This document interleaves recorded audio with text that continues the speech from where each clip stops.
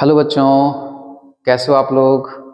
उम्मीद करता हूँ कि बहुत अच्छे होंगे और अपनी स्टडी आप लोग कर रहे होंगे।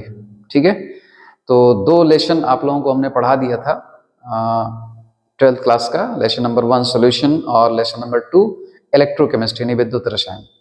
और आज बच्चों शुरू कर रहे हैं लेसन नंबर 3, लेसन नंबर 3 रासायनिक बलगतिकी। ठीक है ना। तो रासायनिक बलगतिकी यानी इंग्लिश में इसको बोलते हैं केमिकल काइनेटिक्स। तो जैसा कि बच्चों सारा चैप्टर आपको पढ़ाया हमने, तो सबसे पहले हम बात जरूर करते हैं कि जो चैप्टर का नाम है उसका मीनिंग क्या है। तो सेम वही चीज यहाँ भी होगा कि आखिर रासायनिक बलगतिकी है क्या। ठीक है ना। तो बच्चों, हमारे चारों तरफ कोई ना कोई परिवर्तन चल रहा होता है। जैसे मान लीजिए कि हम लोग अपना प्लेस चेंज कर रहे होते हैं, ये भी एक भौतिक परिवर्तन है। इसी तरह से तमाम रासायनिक परिवर्तन भी हमारे चारों तरफ हो रहे हैं। जैसे आप अपने घरों में देखते होंगे दूध से दही का बनना, भोजन का सड़ जाना, ठीक है, लोहे पर जंग का लग जाना, ये सब केमिकल चेंजेस हैं यानी रासायनिक परिवर्तन है चल रहे हैं।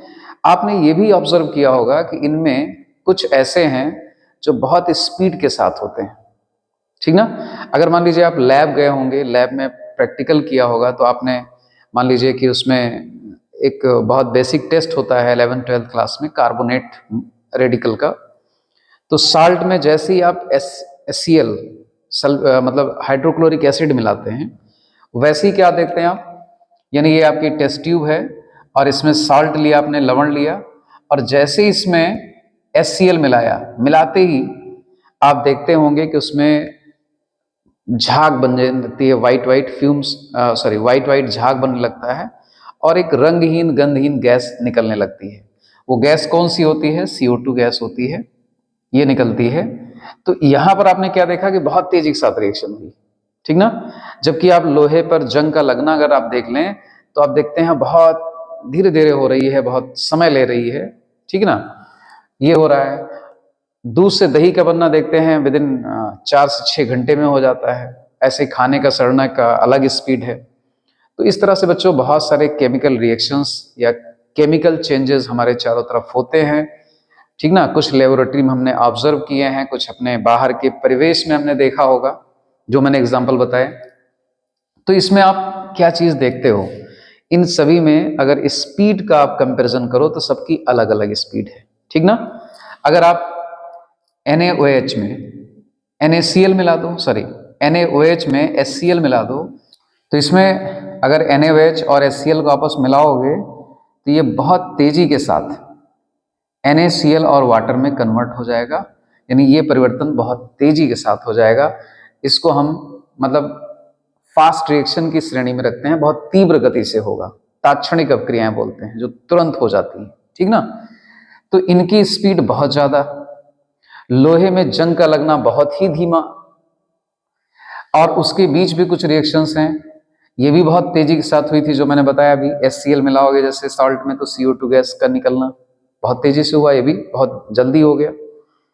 और भोजन का सड़ना वो भी 2-3 दिन ले रहा है। ठीक ना। तो ये डिफरेंट डिफरेंट स्पीड से आप देख रहे हैं कि रासायनिक परिवर्तन हो रहे हैं। तो बच्चों, इस चैप्टर का जो हमारे संबंध है वो इसी से है, रासायनिक बलगतिकी। यानी हम इसमें रासायनिक अभिक्रियाओं के बलगतिकी मतलब उनकी स्पीड का अध्ययन करेंगे, और स्पीड के साथ साथ ये भी देखेंगे कि उनको कौन कौन से ऐसे कारक हैं जो उनकी इस गति को प्रभावित कर देते हैं, और साथ साथ ये भी देखेंगे कि उनकी क्रिया विधि क्या है। ठीक ना। यानी वो रिएक्शन एक स्टेप में होती है या 2 स्टेप में होती है, तो उसके किस स्टेप में कौन सा कारक प्रभावी होता है, कौन सा इफेक्ट उस पर ज्यादा प्रभावी होगा जो उसकी गति को कम कर सकता है या फिर बढ़ा सकता है। ठीक है ना। तो अभी हम समराइज भी करेंगे, जैसा आप अपनी कॉपी में लिखेंगे परिभाषा वो भी बता देंगे, लेकिन ये बात भी पूरी तरह से आप समझते रहिए। ठीक ना। तो शायद आपको आप समझ में आ गया होगा कि इस चैप्टर का क्या मतलब है, इस चैप्टर के अंतर्गत हम लोग क्या स्टडी करने वाले हैं। ठीक है। मैं इसी बात को और रिलेट करता हूं आपसे कि आपने 11th में 2 चैप्टर पढ़े होंगे। ठीक ना। उनका सीक्वेंस भी इसी तरह से रखा भी गया है कि सबसे पहले आपको ऊष्मागतिकी पढ़ाई गई 11th क्लास में, फिर सेकंड नंबर पे आया, पहला है ऊष्मागतिकी आपको पढ़ा दी गई, ऊष्मागतिकी। सेकंड नंबर पे फिर पढ़ाया गया साम्यावस्था, साम्यावस्था, ठीक ना, इक्विलिब्रियम। और तीसरा अब 12th क्लास में आपका आ रहा है रासायनिक बलगतिकी, ठीक ना, ये शॉर्ट में लिख देते हैं रासायनिक बलगतिकी। इन तीनों चैप्टर का अपना एक रिलेशन है बेटा, और एक सीक्वेंस है, क्योंकि साइंस में सीक्वेंस बड़ा इंपॉर्टेंस होता है। तो देखिए ऊष्मागतिकी से हम लोग ये प्रिडिक्ट करते हैं, ये अनुमान लगाते हैं, यानी उस चैप्टर को पढ़ के हमको तमाम ऐसे कॉन्सेप्ट मिलते हैं, क्राइटेरियाज डेवलप होते हैं, जो कुछ नियम मिलते हैं हमको, जिससे ये पता चलता है कि कोई दिया गया रासायनिक प्रक्रम अपने आप संभव है या फिर नहीं संभव है। तो बच्चों ध्यान करिए आप लोग, ऐसा कौन सा क्राइटेरिया था, ठीक ना, ऐसा कौन सा कॉन्सेप्ट है जिससे आप ये जान जाते हैं सैद्धांतिक रूप से कि ये अभिक्रिया संभव है या फिर नहीं संभव है अपने आप। तो अगर ध्यान देंगे तो इस पूरे चैप्टर का जो निकल के आएगा कंक्लूजन, वो गिब्स मुक्त ऊर्जा है, जिसे हम डेल्टा जी से, यानी गिब्स मुक्त ऊर्जा में परिवर्तन, अगर इसका वैल्यू 0 से कम है, मीन्स नेगेटिव है, ये क्राइटेरिया दिया गया है कि अगर किसी भी रासायनिक प्रक्रम के लिए डेल्टा जी का मान 0 से कम है, मीन्स नेगेटिव है, ऋणात्मक है, तो वह अभिक्रिया अपने आप स्वतः संभव होगी दिए गए दिशा में, ठीक है ना। यानी हमको पता चल जाएगा कि यह संभव है या फिर नहीं संभव है। तो इसकी जानकारी हमको किससे मिल गई? गिब्स फ्री एनर्जी परिवर्तन से मिल गई। ओके, उसके बाद देखिए साम्यावस्था में आपने पढ़ा होगा साम्य स्थिरांक के बारे में, यानी उसको हमने रिप्रेजेंट किया होगा या आपने पढ़ा होगा केसी या फिर केपी, ठीक ना, केसी या फिर केपी से। ये दोनों ही साम्य स्थिरांक हैं। पी मतलब जब अभिकारकों और उत्पादों के आंशिक दाब यूज किए गए हों, और अगर सांता यूज की गई हो तो केसी लिख दिया जाता है। ये दोनों चैप्टर 11th क्लास में पढ़े होंगे। तो आखिर ये दोनों हमको क्या बताते हैं, यानी साम्य स्थिरांक से हमको क्या पता चलता है? तो साम्य स्थिरांक से बच्चों हमको ये पता चलता है कि अभिक्रिया किस हद तक पॉसिबल है, किस हद तक वो फॉरवर्ड डायरेक्शन में होती रहेगी, ठीक ना, कि रिएक्शन क्या होते हैं, रिवर्सिबल भी होती हैं, यानी उसी कंडीशन में फॉरवर्ड डायरेक्शन में भी हो रही है, उसी कंडीशन में बैकवर्ड में भी हो रही है। यानी जो ये हमारा रिएक्टेंट है ये प्रोडक्ट में चेंज हो रहा है, यानी अभिकारक से उत्पाद बन रहा है और उत्पाद से फिर पुनः क्या बनने लगता है, रिएक्टेंट। और जब दोनों का वेग समान हो जाता है तो समझ जाइए इस प्रोडक्ट के मात्रा में कोई वृद्धि नहीं होने वाली है। तो ये प्रोडक्ट कितना बनेगा, मतलब ये अभिक्रिया अग्र दिशा में कितनी हो जाएगी, उसकी जानकारी हमको केपी या केसी के वैल्यू से पता चल जाती है, मान से पता चलती है। अगर दो रिएक्शन है, केसी की वैल्यू ज्यादा है और एक में केसी की वैल्यू कम है, तो बोलेंगे जो जिसके लिए मान ज्यादा है केसी का, वो अभिक्रिया अग्र दिशा में ज्यादा होगी, अर्थात उसमें प्रोडक्ट यानी उत्पाद हमारा ज्यादा बनेगा। बात क्लियर हो रही है? तो कहने का मतलब ये हुआ कि साम्य स्थिरांक को पढ़ने के बाद हम ये जान पाते हैं कि कोई अभिक्रिया किस सीमा तक या किस हद तक आगे जाएगी, ठीक है। यानी यहां से संभावना के बारे में जानकारी मिल गई, होगी कि नहीं होगी। यहां से हमको पता चल गया अगर होगी तो किस सीमा तक होगी, किस हद तक होगी। और अब बच्चों तीसरा जो चैप्टर आपका है वो है रासायनिक बलगतिकी। इसमें हम पढ़ेंगे कि जिस भी सीमा तक उसको होना है वहां तक वो किस स्पीड से होगी, यानी किस वेग से होगी, ठीक है ना। तो यही आपका तीसरा वाला चैप्टर है। तो आप कह सकते हैं रासायनिक बलगतिकी क्या है। संबंध तो आप समझ ही गए हैं किससे संबंधित है ये। अब चलिए जो आपकी लिखने वाली परिभाषा है उस रूप में भी हम बोल देते हैं और आप अपने नोट्स में इसको नोट कर सकते हैं, ठीक है ना। तो रासायनिक बलगतिकी क्या हो जाएगी बच्चों? ये हो जाएगी कि रसायन विज्ञान की वह शाखा जिसके अंतर्गत रासायनिक अभिक्रिया के वेग या दर, उसको प्रभावित करने वाले कारकों तथा क्रिया विधियों का अध्ययन किया जाता है, उसे हम रासायनिक बलगतिकी कहते हैं, ठीक है। तो परिभाषा ये आप लोग नोट कर लीजिएगा। हमने एक बात करी इसमें कारक की, तो ये कारक कौन से होते हैं जो अब क्रिया के वेग को प्रभावित कर सकते हैं? तो बच्चों ध्यान रखिएगा, मुख्यतः ये है ताप, दाब, सांद्रण, उत्प्रेरक की उपस्थिति। ये सारे फैक्टर हैं जो अब क्रिया के वेग को प्रभावित कर सकते हैं, ठीक है ना। तो इनकी चर्चा हम अलग से करेंगे, अलग हेडिंग में, अलग टॉपिक में। ओके, तो फिलहाल इस चैप्टर की जो मीनिंग थी उसको भी समझाया आपको और परिभाषा भी आपको बता दी, आप उसको नोट कर लीजिएगा। ठीक है, अब हमको बात करनी है इसमें, परिभाषा में शुरुआत में हमने बात करी कि अभिक्रिया की दर, इसको समझना है। लेकिन इससे पहले कुछ और पद हम समझ लेते हैं जो इसमें मतलब यूज किए जाएंगे, प्रयुक्त किए जाएंगे इस चैप्टर में। ठीक है ना। तो उसमें एक चीज है आपका पहला, अभिक्रिया की दर को समझने से पहले कि स्पीड के आधार पर, यानी वेग के आधार पर जो रासायनिक अभिक्रियाएं हैं वो कितने तरह की होती हैं। ठीक है ना। तो अगर इनको देखा जाए वेग के आधार पर, ये 3 तरह की होती हैं। इनको हम 3 भागों में बांट सकते हैं। एक होगा तीव्र अभिक्रिया या तीव्र अभिक्रियाएं, फास्ट रिएक्शन, ये पहला हो गया हमारा तीव्र अभिक्रियाएं। ठीक ना, ये फर्स्ट हो गया। सेकंड हो जाएगा हमारा मंद अभिक्रियाएं, मंद अभिक्रियाएं। ठीक है बच्चों। और तीसरा हो जाएगा अतिमंद अभिक्रियाएं, अतिमंद अभिक्रियाएं।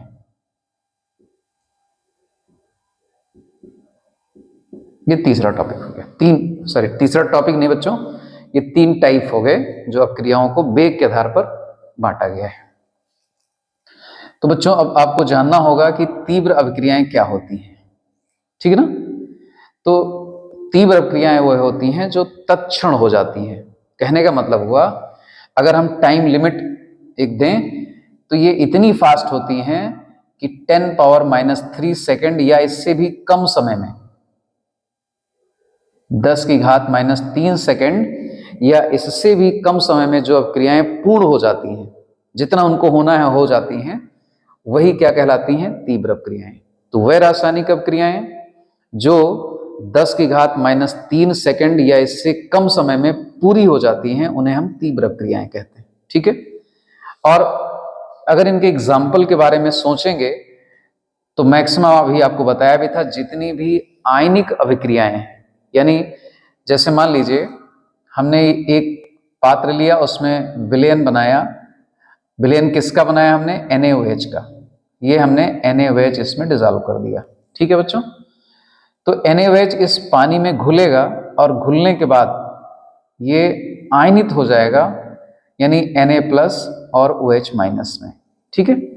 तो बच्चों आप समझ सकते हैं कि NaOH इकट्ठा नहीं रहेगा पानी में, उसका Na अलग रहेगा, OH अलग रहेगा, Na+ OH- अलग अलग होंगे। ठीक ना। और एक दूसरा सॉल्यूशन लिया हमने HCl का, इसमें हमने क्या घोल दिया, HCl पानी में घोल दिया। तो यहां भी HCl जब घुल जाएगा तो ये भी वियोजित होकर के H+ और Cl- में चेंज हो जाएगा। ठीक ना। तो कहने का मतलब कि जो ये दोनों सॉल्यूशन हमने लिए NaOH और HCl के, इसमें हमारे जो NaOH और HCl हैं वो आयनिक फॉर्म में मौजूद हैं, आयंस के रूप में मौजूद हैं। ठीक ना।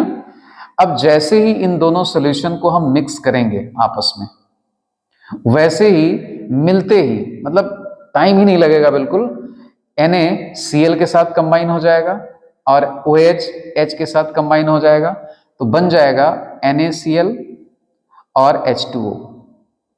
अब बच्चों एक बात और ध्यान रखना है कि ये भी तो सॉल्यूशन ही होगा, तो H2O ये तो वियोजित नहीं होगा, ऑलमोस्ट नेग्लेजिबल है इसका वियोजन। लेकिन अगर NaCl की बात करें तो पानी में ही है, तो NaCl हमारा Na+ और Cl- के फॉर्म में इसमें मौजूद रहेगा। ठीक ना। और रिएक्शन हो जाएगी। अब तो यहां पर देखा आपने कि ये फास्ट क्यों हो रही हैं, क्योंकि यहां पर बॉन्ड पहले से इनका ब्रेक हो चुका है, यानी Na और OH के बीच जो इलेक्ट्रोवैलेंट बॉन्ड था वो पहले से टूटा हुआ है। H और Cl के बीच जो कोवैलेंट बॉन्ड था, यानी सहसंयोजी बंध था, वो भी पहले से टूटा हुआ है। बॉन्ड को टूटना नहीं है, टाइम बिल्कुल नहीं लगेगा। जैसे ही आप मिलाओगे वैसे तुरंत ये क्या कर जाएंगे, रिएक्ट कर जाएंगे। ठीक ना। तो यहां पर रिएक्शन हो जाएगी। खैर आपको कुछ दिखाई तो नहीं पड़ेगा यहां पर। अब चलिए मैं कुछ एग्जांपल आपको ऐसे बताता हूं जो आप टेस्ट ट्यूब में अगर रिएक्शन कराएंगे तो आपको कुछ पता चलेगा, हाँ कुछ हो रहा है। जैसे आप एक पात्र में AgNO3 का विलयन ले लें। किसका, AgNO3 का, पानी में घोल लें इसको। तो जब पानी में घोलेंगे तो आपको पता है ये भी ब्रेक हो जाएगा Ag+ और NO3- आयनों में, ठीक ना। ये आयंस के फॉर्म में पानी में रहेगा। और जैसे ही इसमें आप HCl मिलाएंगे, तो HCl का भी कहानी बताया है पूरा हमने कि HCl का जो विलयन होगा पानी में घुला हुआ, उसमें भी H+Cl- अलग होंगे। जैसे ही इन दोनों को आप मिलाएंगे तो वैसे क्या होगा कि AgNO3 के जो सोल्यूशन होंगे, जो पानी में घोल करके विलयन बनाया है, वो भी कलरलेस होगा ऑलमोस्ट, और ये भी कलरलेस होगा, ठीक है ना। लेकिन जैसे इन दोनों की रिएक्शन होगी और क्या बनेगा, AgCl, और ये पानी में घुलेगा नहीं, और ये व्हाइट व्हाइट एकदम से दिखाई पड़ने लगेगा आपको, कि मिलाया नहीं कि तुरंत आपको AgCl दिखाई पड़ने लगेगा। और क्या बन जाएगा, और बन जाएगा HNO3, ये पानी में घुल जाएगा ये भी, और आयनित हो जाएगा H+ और NO3- में, ठीक है ना। तो हमारा कहने का मतलब था, यहां आपको दिखाई पड़ जाएगा कि आपके दोनों सॉल्यूशन कलरलेस थे, लेकिन जैसे ये बनेगा आपकी टेस्ट ट्यूब में बिल्कुल व्हाइट व्हाइट प्रेसिपिटेट बन जाएगा, ठीक ना। एक एग्जांपल ऐसे और भी हम ले सकते हैं, बेरियम क्लोराइड सॉल्यूशन हमारे पास है, एक्वस अगर हमने लिख दिया AQ, तो इसका मतलब जलीय विलयन। तो BaCl2 में अगर हम H2SO4 मिला दें, H2SO4 सल्फ्यूरिक एसिड, ये भी एक्वस सॉल्यूशन ही होता है, तो तुरंत ही बेरियम सल्फेट का व्हाइट व्हाइट प्रेसिपिटेट, एकदम जैसे दही थक्का जम जाता है उस टाइप से हो जाएगा। तो BaSO4 का व्हाइट प्रेसिपिटेट आपको तुरंत मिल जाएगा। तो इसका मतलब ये भी रिएक्शन, ये भी रिएक्शन और ये भी रिएक्शन सब किस श्रेणी में आएंगी, फास्ट रिएक्शन की, यानी तीव्र अपक्रियाओं की श्रेणी में आएंगी, ठीक ना, क्योंकि इसमें टाइम नहीं लग रहा है, बिल्कुल मिलाते ही तुरंत रिएक्शन हो जा रही है, ठीक है। तो ये एग्जांपल हो गए बच्चों फास्ट रिएक्शन के, यानी तीव्र अपक्रियाओं। और ये इतना फास्ट हो रही हैं कि इनके वेग का निर्धारण हम सामान्य प्रायोगिक विधियों द्वारा नहीं कर पाएंगे, ठीक है। तो इसका मतलब ये हमारे लिए महत्वपूर्ण नहीं रह गई, ठीक है। हम इनकी स्टडी बहुत अच्छे से कर ही नहीं पाएंगे, तो कोई महत्व इनका नहीं है, ठीक है। इतनी तेज ऐसे ही हो रही हैं। फिर आता है नंबर 2 मंद अपक्रियाएं, अभी इनकी बात करेंगे। नंबर 3 की हम बात कर लेते हैं, अति मंद अपक्रियाएं। ये कौन सी अपक्रियाएं हैं, ये वो अपक्रियाएं हैं बच्चों जिनको होने में बहुत ज्यादा समय लगता है, यानी कुछ महीने लग जाएंगे, कुछ वर्षों तक लग सकते हैं।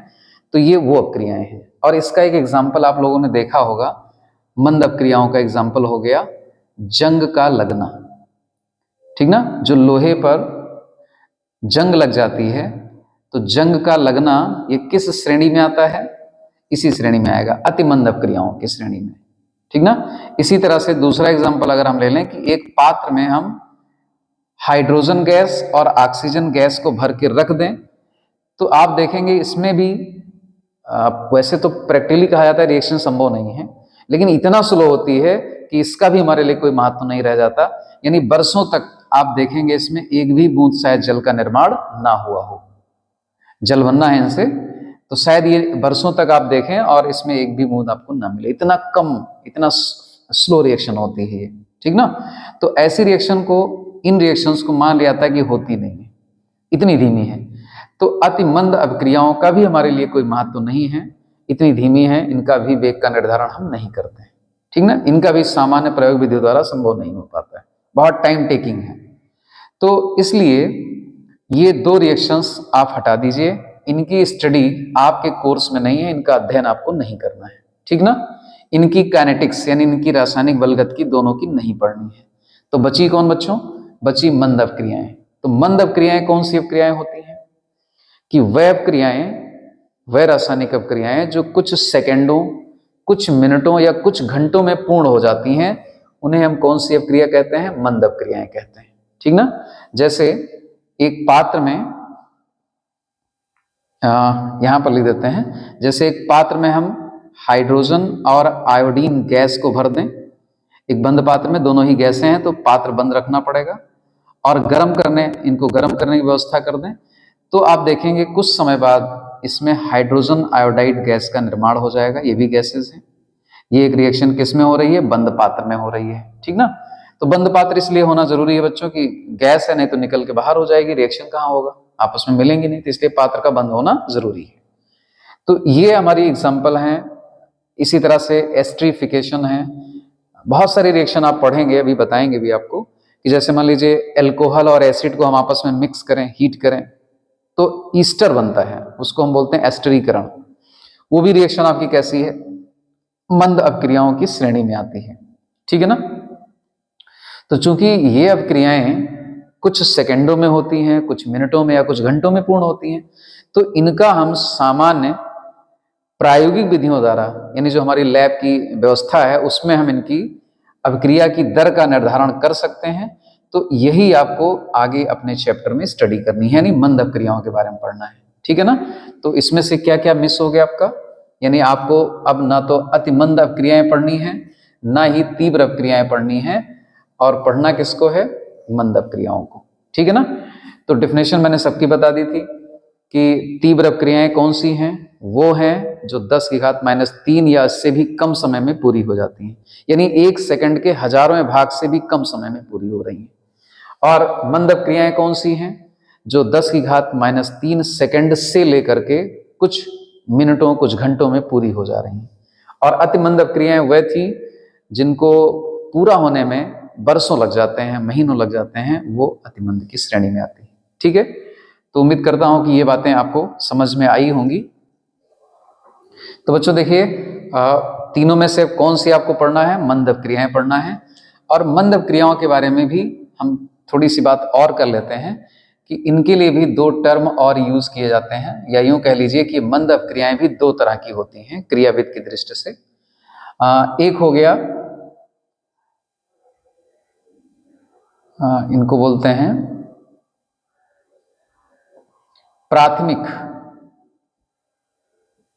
प्राथमिक अभिक्रियाएं, या इसी को हम बोलते हैं सरल अभिक्रियाएं। प्राथमिक अभिक्रियाएं यानी एलिमेंट्री रिएक्शंस या प्राइमरी रिएक्शंस, और दूसरा होता है जटिल अभिक्रियाएं। जटिल अभिक्रियाएं, ये जटिल अभिक्रियाएं हो गया, ठीक ना। तो इनको हम प्राथमिक अभिक्रियाएं या सरल अभिक्रियाएं भी कहते हैं, और इनको हम बोलते हैं जटिल अभिक्रियाएं। ओके, तो अब ये दोनों क्या होती हैं और क्या इनका क्या महत्व है, हम क्यों इनको पढ़ रहे हैं, भी आपको समझाते हैं, क्योंकि आगे चैप्टर में कुछ चीजें आपको और टॉपिक्स पढ़ाएंगे तो इनकी आवश्यकता आपको लगेगी, ठीक है ना। तो पहले से समझे रहेंगे तो और अच्छा रहेगा। तो प्राथमिक अभिक्रियाएं क्या होती हैं, तो बच्चों ये वह अभिक्रियाएं होती हैं जो एक ही पद में पूर्ण हो जाती हैं। बात क्लियर हो रही है। जैसे मान लीजिए कि हमारे पास एक अभिकारक है R, ठीक है, और R फॉर रिएक्टेंट होता है, इसीलिए मैंने लिख दिया। इंग्लिश में रिएक्टेंट का मतलब होता है अभिकारक। तो R से बनना है प्रोडक्ट P, ठीक ना।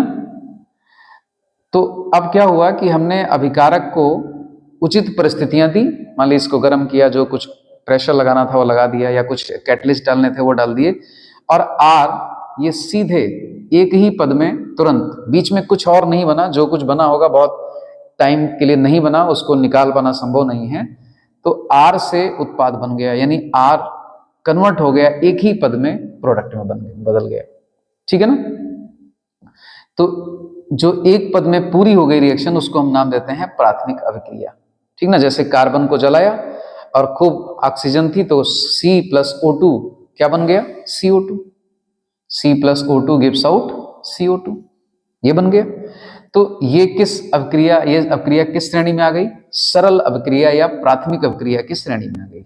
लेकिन अगर कोई अभिक्रिया ऐसी है कि पहले उसमें एक अभिकारक से कुछ दूसरा बना मध्यवर्ती, दूसरे मध्यवर्ती से तीसरा मध्यवर्ती बना, तब जाके प्रोडक्ट बन रहा है, तो ऐसी अभिक्रिया कई चरणों में हो रही है, यानी 2 या 2 से अधिक पदों में पूरी हो रही है, तो इसको हम क्या बोलेंगे, जटिल अभिक्रिया कहेंगे। जैसे मान लीजिए अब इसी का बनना है, तो मान लीजिए R से पहले क्या बना,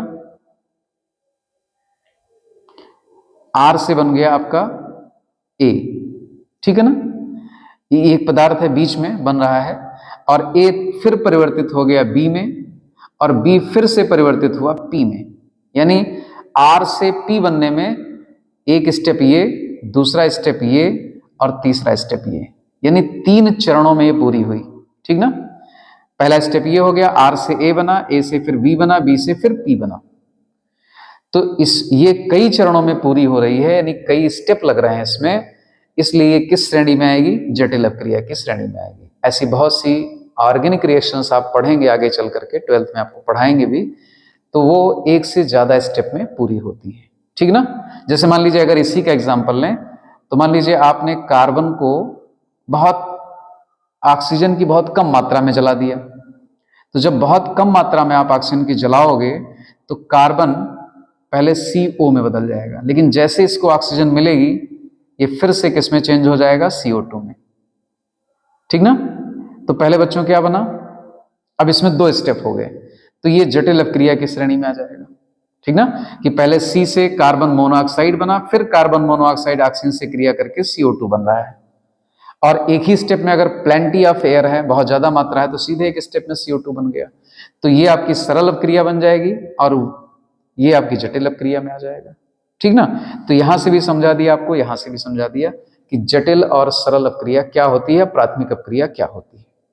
तो सीधा सा बच्चों नोट्स आप अपना बनाइएगा, तो उसमें लिख दीजिएगा कि प्राथमिक अपक्रियाएं वह रासायनिक अपक्रियाएं होती हैं जो एक चरणों में या एक पदों में पूरी हो जाती हैं, और जटिल अपक्रियाएं वह रासायनिक अपक्रियाएं हैं जो एक से अधिक पदों में पूर्ण होती हैं, ठीक है। चलिए एक इंपॉर्टेंट बात और करनी है इसमें, जटिल अपक्रियाओं में। तो जटिल अपक्रियाओं में आप देख रहे हो कि एक से ज्यादा पद है, ठीक है। तो पहले जितना भी R है आपका वो A में बदलेगा, फिर A B में बदलेगा और B P में बदलेगा, ओके। तो इसमें क्या होता है कि मान लीजिए R का A में कन्वर्जन बहुत तेजी के साथ हो रहा है, बहुत जल्दी जल्दी बन जाएगा, यानी 10 सेकंड में आपका ये बहुत ढेर सारा A बन गया, मान लीजिए 100 मॉलिक्यूल्स इसके बन गए। लेकिन A से B बनने में, एक मॉलिक्यूल के बनने में मान लीजिए 1 सेकंड लग रहा है या 1 मिनट लग रहा है, मान लीजिए 60 सेकंड। तो ये स्टेप आपका फास्ट हो गया, यानी बहुत तेजी के साथ RA बदल रहा है, लेकिन A जो है वो बहुत धीरे धीरे B बदल रहा है। मतलब ये कहाँ 1 सेकंड में 1 बन रहा है और कहाँ ये A से B बनने में 60 सेकंड का समय लग रहा है। तो ये पद कैसा हो गया, स्लो हो गया, धीमा पड़ गया। और फिर B से P बनने में, इसमें भी बहुत स्पीड है, ये भी बहुत फास्ट है। तो बच्चों जटिल अपक्रिया में आपको देखना पड़ता है कि कौन सा स्टेप स्लो है। जटिल अपक्रियाओं का जो भी पद सबसे धीमा होगा, ठीक है, वही क्या करेगा, इस पूरी अपक्रिया के वेग का निर्धारण करेगा। ये बात बहुत ध्यान रखिएगा, कई जगहों पर आएगी ये समझ, ठीक है ना। तो ये चाहे आप नोट कर लीजिएगा कि किसी भी जटिल अपक्रिया का सबसे धीमा पद ही वेग निर्धारक पद होता है, ठीक है ना। ये अपने नोट्स पॉइंट में नोट कर लीजिएगा। तो ये थी हमारी जटिल अपक्रिया, इसमें कई स्टेप होते हैं, लेकिन सारे स्टेप अपक्रिया के वेग का निर्धारण नहीं करते हैं, केवल कौन करता है, जो सबसे धीमा पद होता है, ठीक ना। और ये एग्जाम्पल बहुत आसानी से आप समझ भी सकते हैं। मान लीजिए आपको क्या करना है कि यहां से, ये मान लीजिए आप एग्जाम्पल ले लेते हैं, मान लीजिए कि ये कोई बीच में नाला है, पानी बह रहा है इसमें, ठीक है ना, और इधर एक कोई व्यक्ति खड़ा है और यहां पर एक व्यक्ति खड़ा है, ठीक ना, और यहां पर कुछ सामान है, ये सामान हो गए जिसको इधर पहुंचाना है, ठीक है ना। तो यहां से भी एक व्यक्ति ला रहा है और ये सामान को उछाल करके यहां फेंक दे रहा है, ठीक है। तो अब देखिए इसमें क्या है कि जब यहां से यहां सामान पहुंच जाएगा तो हम समझ जाएंगे अब क्रिया हमारी पूर्ण हो गई। लेकिन इसमें कितने स्टेप हैं, देखिए ये व्यक्ति यहां से सामान लेके यहां जाएगा, पहला स्टेप, और ये इस सामान को यहां से उछाल करके यहां भेजेगा, ये दूसरा स्टेप। अब मान लीजिए क्या हुआ कि इस व्यक्ति ने, इस वाले व्यक्ति ने बहुत तेजी के साथ यहाँ ढेर सारे सामान इकट्ठा कर दिए, ये बहुत तेजी के साथ यहाँ पहुंचा जा रहा है, यहाँ लाया, रखा, फिर आया, फिर ले जाके रख दिया, तो यहाँ ढेर सारा सामान इकट्ठा हो जा रहा है, यानी ये स्टेप आपका कैसा है, फास्ट है। लेकिन इसको झुक करके उठाना पड़ रहा है, फिर फेंकना पड़ रहा है, तो इसका जो क्रिया करने की दर है वो धीमी है। तो आप बताओ कि यहां पर सामान कितनी देर में पहुंचेगा, वो किस बात पर डिपेंड करेगा, इसी पद पर तो निर्भर करेगा। अगर ये भी जल्दी जल्दी भेज देता तो यहां पर जल्दी सामान पहुंच जाता। अब इस व्यक्ति के जल्दी करने से कोई फायदा निकल रहा है? ये तो बहुत ढेर सारा यहाँ जल्दी जल्दी लाके इकट्ठा कर दे रहा है, लेकिन यहां नहीं पहुंच रहा है।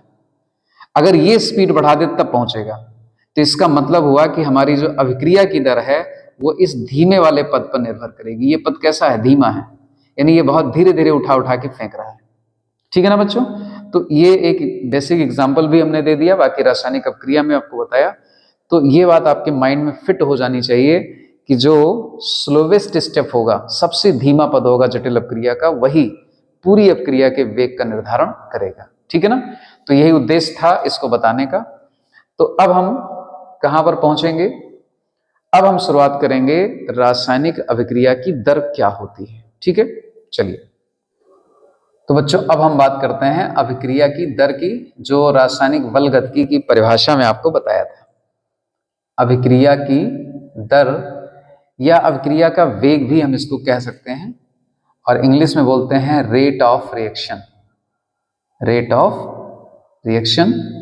और इसको बार बार लिखने के लिए हम एक सिंबल का यूज कर लेंगे, आर का। स्मॉल आर अगर लिख देंगे तो आप समझ जाइएगा कि रेट ऑफ रिएक्शन की बात हो रही है, अपक्रिया की दर की बात हो रही है। ठीक है ना? तो चलिए समझते हैं अपक्रिया की दर क्या है। तो पहले इसको समझने से पहले, यानी डिफाइन करने से पहले, हम एक रिएक्शन लिखते हैं। ऐसे काल्पनिक अपक्रिया है। मान लीजिए हमारे पास एक अपक्रिया है जो आर से पी बन रहा है। तो ये लेटर हमने इसलिए ले लिए हैं कि आर का मतलब अभिकारक होता है यानी रिएक्टेंट, और पी का मतलब होता है प्रोडक्ट यानी उत्पाद। ये सिंबल हमने यूज कर लिए हैं। तो एनसीईआरटी की बुक में भी ये सिंबल आपको मिलेगा। अगर कोई और सिंबल यूज हुआ हो तो उसमें आपको घबराने की जरूरत नहीं है, वो उसी चीज को व्यक्त करते हैं। तो एरो के इधर साइड में, नहीं लेफ्ट साइड में, जो कुछ भी लिखा होगा अभिकारक होगा, और राइट साइड में प्रोडक्ट होगा। ठीक है, चलिए।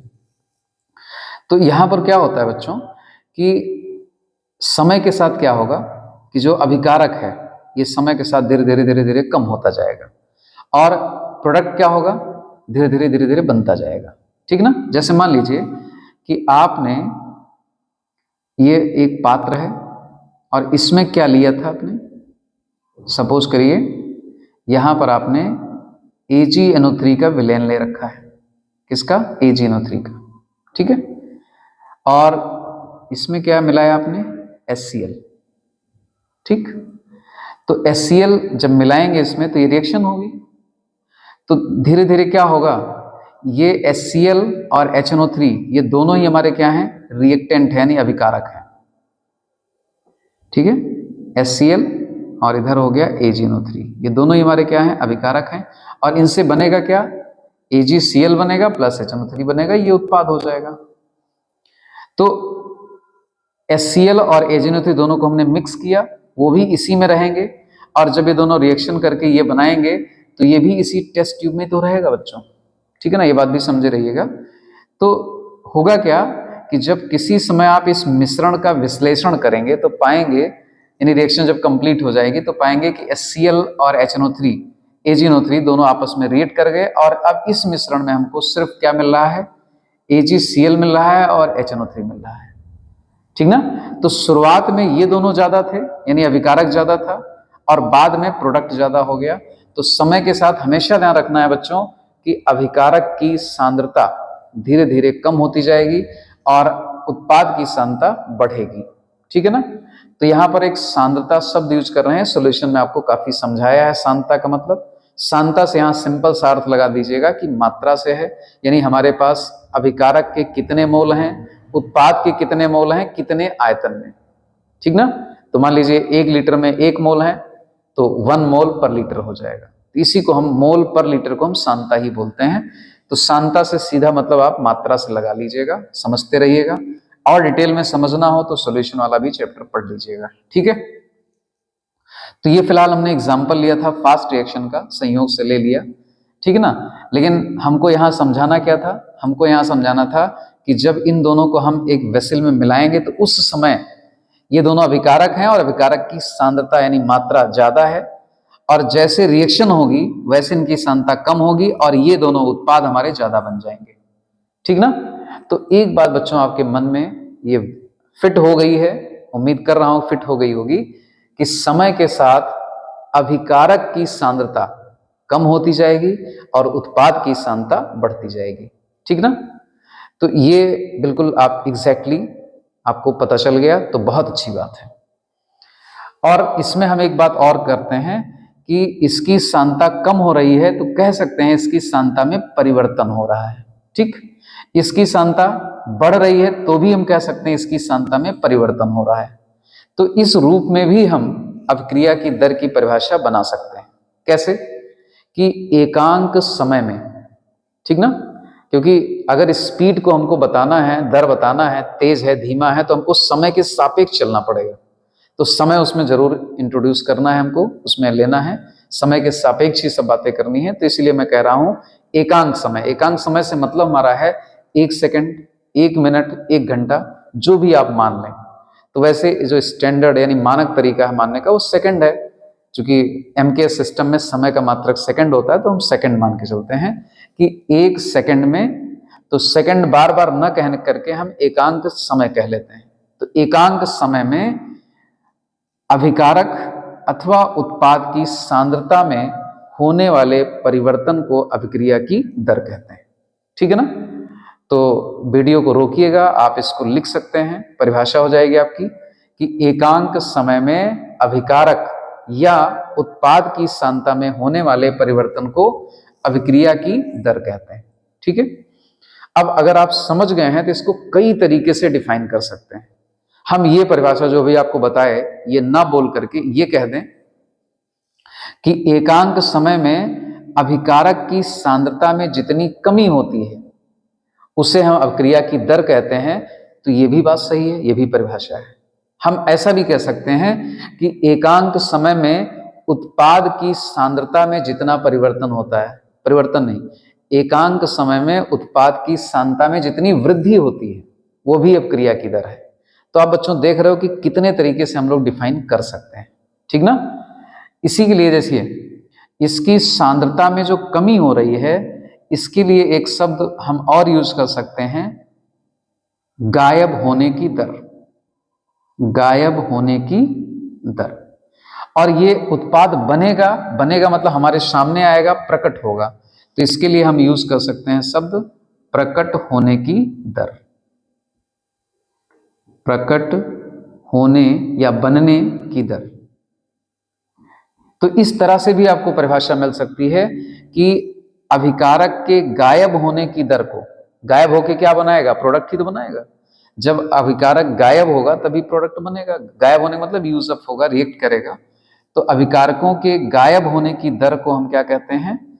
अभिक्रिया की दर कह सकते हैं। इसी प्रकार उत्पाद के प्रकट होने की दर को हम अभिक्रिया की दर कह सकते हैं। तो सोच लीजिए कितने तरीके हैं हमारे पास डिफाइन करने के। ठीक ना? तो जो इसमें से परिभाषा आपको एक कोई अच्छी सी आप लिख लीजिएगा। अच्छी सी का मतलब वही आप शुरुआत वाली जो बताया था वो लिख लीजिए। ठीक है ना? लेकिन समझना सबको है कि कई तरीके से पूछे जा सकते हैं। तो आप ये ना समझे कि ये तो हमने पढ़ा नहीं था, ये हम जानते नहीं है, तो इसलिए सारे तरीके मैंने बता दिए आपको। ठीक है ना? तो अभिक्रिया की दर ये हो गई। ये रिएक्टेंट था, रिएक्टेंट की यानी अभिकारक की सांद्रता जब कम होगी तो प्रोडक्ट बनेगा। ठीक ना? क्योंकि रिएक्टेंट प्रोडक्ट में जब बदलेगा तो इसकी सांद्रता में वृद्धि होगी, इसकी सांद्रता में कमी आएगी। तो बच्चों उम्मीद करता हूं कि आपको अभिक्रिया की दर समझ में आ गई होगी। और अगर इसका हम सूत्र लिखें तो R बराबर क्या हो जाएगा? यहां पर लिख सकते हैं कि अभिकारक या उत्पाद की, ये मिटा देते हैं बच्चों इसको, तो समझा ही दिया था। अभिकारक या उत्पाद की सांद्रता में परिवर्तन, ठीक है, अपॉन समयांतराल। कितना समय लगा, ये फार्मूला है निकालने का, समयांतराल। ठीक है ना? तो ये अभिक्रिया के दर की परिभाषा, सूत्र बन जाएगा कि अभिकारक या उत्पाद की सांद्रता में परिवर्तन कितना हुआ और कितना समयांतराल लगा। मान लीजिए हमने अभिकारक जो रिएक्शन कराने के लिए लिया था शुरुआत में, उसकी सांद्रता थी 5 मोल प्रति लीटर। ठीक है, ये थी। और ये 10 मिनट में, चलिए 10 मिनट ना लेते हैं, 10 सेकंड ले लेते हैं। 10 सेकंड में 5 मोल से घटकर 1 मोल हो गई, 1 मोल प्रति लीटर हो गई। तो बताओ बच्चों सांद्रता में परिवर्तन कितना आया? तो ये लिखा जाएगा 1 यानी अंतिम सांद्रता 1 मोल पर लीटर, प्रारंभिक कितना थी 5, तो 1 - 5 यानी ये -4 आ जाएगा, ठीक ना। यानी परिवर्तन हुआ 4 मोल प्रति लीटर का। लेकिन माइनस क्यों लगा? माइनस साइन सिर्फ हमको ये बता रहा है कि समय के साथ इसकी सांद्रता में कमी आ रही है, ठीक है ना। और चूंकि सूत्र होता है अंतिम माइनस प्रारंभिक, तो अंतिम 1 है, प्रारंभिक 5 था, तो हम वही करेंगे, माइनस साइन लग जाएगा। लेकिन माइनस साइन से मत समझिएगा, कुछ और करना है। इसका मीनिंग सिर्फ इतना है कि समय के साथ इसकी सांद्रता में कमी हो रही है। और उत्पाद की सांद्रता, जो उत्पाद बनेगा जब ये 5 से 1 हुआ तो उसी समय उत्पाद 0 से कितना हो जाएगा, 4 हो जाएगा, ठीक ना। तो इसकी भी सांद्रता में परिवर्तन कितना आएगा उत्पाद में? अंतिम 4 मोल पर लीटर, पहले क्या था 0 था, तो इसका आएगा 4 यानी +4 आएगा, ठीक ना। तो प्लस साइन का मतलब ये हो गया कि इसकी सांद्रता में समय के साथ वृद्धि हो रही है, ठीक है। तो इसलिए उत्पाद की सांद्रता में परिवर्तन के सामने चिन्ह लगा होगा प्लस का, और अभिकारक की सांद्रता में परिवर्तन के सामने माइनस चिन्ह लगा होगा, ठीक है ना। तो ये सिर्फ इस बात के सूचक हैं कि इनकी कम हो रही है, इनकी ज्यादा हो रही है, लेकिन परिवर्तन सेम ही रहेगा, ठीक ना। परिवर्तन जो वैल्यू है आपकी वो आपको दिखाना है, चिन्ह सिर्फ आपको बताते हैं कम या ज्यादा हो रही है समय के साथ वो। तो उम्मीद करता हूं कि ये पूरी डेफिनेशन आपको समझ में आई होगी। तो इसमें आप इंपॉर्टेंट चीजों का नोट्स जरूर बनाते रहिए, जिससे बाद में भी समझ में आ जाए, देखें आप तुरंत याद आ जाए, तो सुविधा होगी आपको, ठीक है ना। अब बच्चों देखिए, इसके बारे में थोड़ा सा और हम विस्तार से बात करते हैं। ये हमने एक काल्पनिक अपक्रिया लिखी थी RP, ठीक है। तो चलिए मान लेते हैं हम कि अभी हमारा हमने समय चूज किया है T1, और T1 पर इसकी जो सांद्रता है वो कितना है, R है, R1 कर लेते हैं, ठीक है, R1 हो गया। और उत्पाद की जो सांद्रता है वो अभी हम मान लेते हैं P1 है, P1 मतलब इसका वैल्यू तो 0 ही होगा। और समय अंतराल मतलब अब हम किसी दूसरे समय की बात कर रहे हैं, वो समय मान लीजिए T2 हो गया, तो इसकी सांद्रता हो गई R2 और इसकी हो गई P2, ठीक ना। तो अब इन समय अंतराल के बीच इसकी सांद्रता में जो परिवर्तन होगा उसको हम दिखाएंगे डेल्टा R से। ये बच्चों जो स्क्वायर ब्रैकेट हम लगा देते हैं, ये होता है सांद्रता, मोलर सांद्रण का प्रतीक है, और किसकी, R की, यानी इस रिएक्टेंट की, ठीक ना। और ये चेन जो होता है वो परिवर्तन को शो करता है, यानी इसकी सांद्रता में, मोलर सांद्रता में परिवर्तन। तो ये हम लिखेंगे अंतिम माइनस प्रारंभिक, यानी R2 माइनस R1, ठीक है। और अगर उत्पाद की सांद्रता में परिवर्तन हमको दिखाना होगा तो हम लिखेंगे डेल्टा P, और ये हो जाएगा P2 माइनस P1, ठीक है बच्चों, ये हो गया। और समय अंतराल अगर हम डेल्टा T लिखना चाहें, डेल्टा T का मतलब समय अंतराल, समय में परिवर्तन कितना हुआ, तो वो लिखा जाएगा T2 माइनस T1, क्लियर। तो अब हम इस रूप में भी अपक्रिया की दर को व्यक्त कर सकते हैं, तो चाहे तो हम रिएक्टेंट के फॉर्म में, चाहे तो प्रोडक्ट फॉर्म में, यानी अपक्रिया की दर को हम ऐसे दिखा सकते हैं R is equal to delta R upon delta T, और यहां पर हम लगा देंगे माइनस साइन। क्यों लगाएंगे, बताया था अभी आपको कि जैसे मैंने देखो यहां पर डेल्टा R निकाला है R2 माइनस R1 से, तो R2 की वैल्यू कम होगी, R1 की वैल्यू ज्यादा होगी, तो माइनस अपने आप आ जाएगा, क्योंकि समय के साथ सांद्रता में कमी होती है, अभी आपको समझाया। तो इस तरह से लगा होगा जहां पर रिएक्टेंट के फॉर्म में अपक्रिया की दर लिखी होगी, ठीक ना। और दूसरा, अगर हम प्रोडक्ट के फॉर्म में लिखें तो अपक्रिया की दर को हम ऐसे दिखाएंगे डेल्टा P, यहां पर हमने ऐसे कर दिया है, ये हो जाएगा delta P upon delta T, और यहां माइनस नहीं लगाना है क्योंकि उत्पाद की जो सांद्रता होती है वो समय के साथ बढ़ती है। तो इन शब्दों से या इस तरीके से हम अपक्रिया की दर को प्रदर्शित कर सकते हैं, चाहे उत्पाद की सांद्रता के परिवर्तन के रूप में, चाहे अभिकारक की सांद्रता के परिवर्तन के रूप में। इस तरह से आपको बुक में लिखा हुआ मिल जाएगा, ठीक ना। तो बात क्लियर हो गई बच्चों। तो ये है अपक्रिया की दर, और चूंकि यहां पर डेल्टा परिवर्तन का सूचक है, और इसी को जो हमने ये लिखा है या ये लिखा है, ये दोनों अभिक्रिया की दर के लिए हैं, और इनको हम क्या बोलते हैं? अभिक्रिया की औसत दर कहते हैं। अभिक्रिया की औसत दर क्या बोलेंगे बच्चों? औसत दर। ये दोनों ही समीकरण हमारे औसत दर को व्यक्त कर रहे हैं। ऐसा क्यों कह रहे हैं हम? आप सपोज करो कि जैसे मान लीजिए आपको एक प्लेस से दूसरे प्लेस पर जाना है। मान लीजिए आपको घर से स्कूल तक जाना है, साइकिल से आप जा रहे हैं या बाइक से जा रहे हैं, ठीक है? तो आप बताओ कि आपको आपके घर से स्कूल की दूरी है 2 किलोमीटर, ओके? अब 2 किलोमीटर आप गए और 2 किलोमीटर जाने में आपको लगा मान लीजिए कि 10 मिनट लगा, ठीक है?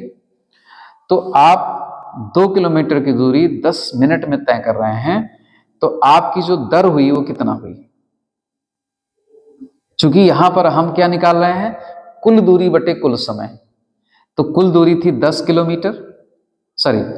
किलोमीटर, और आपको समय लगा 10 मिनट का, तो आपका जो दर आई, यानी जो आपकी स्पीड आई, औसत स्पीड, वो आपकी हो गई 0.2 किलोमीटर प्रति मिनट हो गई, ठीक ना? प्रति मिनट, यानी 1 मिनट में 0.2 किलोमीटर आप दूरी तय कर रहे हैं, ओके? लेकिन आप जरा बताओ, क्या आपकी बाइक हमेशा इसी स्पीड से दौड़ी होगी कि 1 मिनट में वो कितना दूरी तय कर ले? 200 मीटर, ठीक ना? कभी ब्रेकर आया होगा, कहीं ट्रैफिक जाम हो गया होगा मान लीजिए, तो वहां आपकी गाड़ी रुक भी गई होगी, उस समय तो उसकी स्पीड कुछ नहीं होगी। तो इसका मतलब आपको घर से स्कूल तक पहुंचने में डिफरेंट स्पीड से आपने दूरी तय करी होगी। कि हो सकता है कुछ दूर खाली मिला हो रोड, आपने स्पीड बढ़ा दी होगी, गाड़ी बहुत तेज दौड़ी होगी, जहां भीड़ आ गई होगी वहां पर आपकी बहुत धीमी हो गई होगी, ठीक ना? तो यहां पर हम इन सब चीजों को इग्नोर कर देते हैं। यहां पर हम सिर्फ इतना देख रहे हैं कि इतना दूरी थी, इतना टोटल समय आपने लिया। तो जब इस तरह की गणना हम करेंगे बच्चों, क्योंकि ये रिएक्शन शुरुआत में तेज रही होगी, बाद में धीमी हो जाए, हम इससे कोई मतलब नहीं है। यहाँ पर हमारा मतलब सिर्फ है इतना कि जब अभिक्रिया शुरू हुई, जब अभिक्रिया खत्म हुई, तो अभिकारक की सांद्रता में परिवर्तन कितना आया, ठीक ना?